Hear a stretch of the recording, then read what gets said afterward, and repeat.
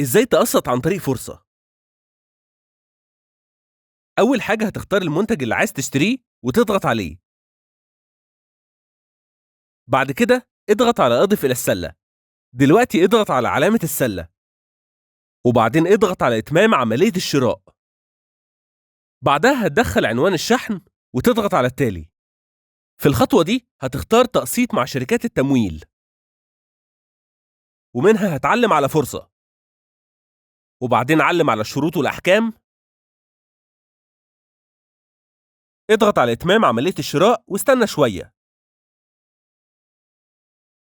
بعد كده اكتب رقم التليفون الخاص بحسابك في فرصة.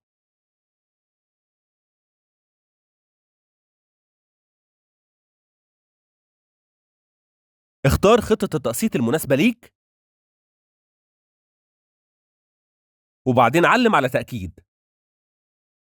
وأخيرًا دخّل الكود اللي اتبعت على موبايلك واضغط على confirm.